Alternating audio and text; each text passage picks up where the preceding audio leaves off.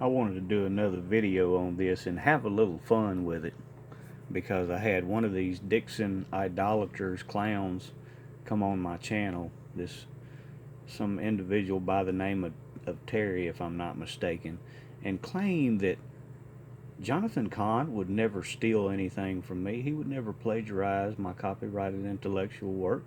And then the clown even tried to say that I wasn't even a published author. So let's have a little fun with Jonathan Cahn promoting his new incredible book. Let's see what he's talking about. Well, that comes from the Greek word eros. Eros was a god who was born of this goddess. So to have a little fun with it, he's discussing one of the gods whose name is Eros, which is spelled E-R-O-S, and more specifically discussing the parent, who was the parent of Eros, is what he was trying to emphasize in this interview. Well, that comes from the Greek word eros. Eros was a god who was born of this goddess. He was discussing who were the parents of Eros. The parent of Eros was Ares. There it is in chapter 8. Chapter 8 of my book. Incredibly enough, I even have the parents of Eros in my book. So let's listen to what Jonathan says again.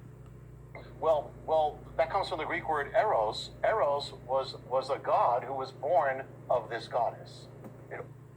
Well, Jonathan talks about the parents of Eros, but what Jonathan doesn't talk about is who was the child?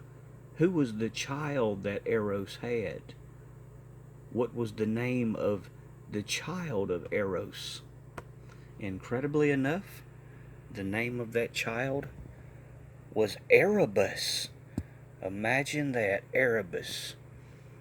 His name was also known as Scotus. Everything straight out of my book. That comes out of chapter 8. Just a little taste. Just a little taste. There was Erebus, and that is off of page 44 of my book in chapter 8. Erebus was the son of Eros, and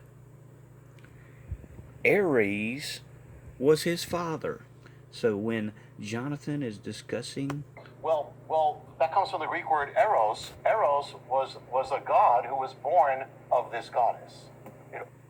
So when Jonathan is discussing Eros, know that my book is much more detailed because I have the parents of Eros, and I even have his child, who was Erebus. See, all these people, they claim to have some type of incredible new knowledge or discernment, but they only follow everything that I've already written. And it was funny because he said, well, you know, your books are very short. Well, some things, all they have to be is short and sweet. A good book is not measured by how many words you have in it. You're discussing quantity versus quality. Quantity versus quality. And the quality of it that's in my book goes straight to the point. I don't put a lot of jargon in my books. I go straight to the point and give people the knowledge they need.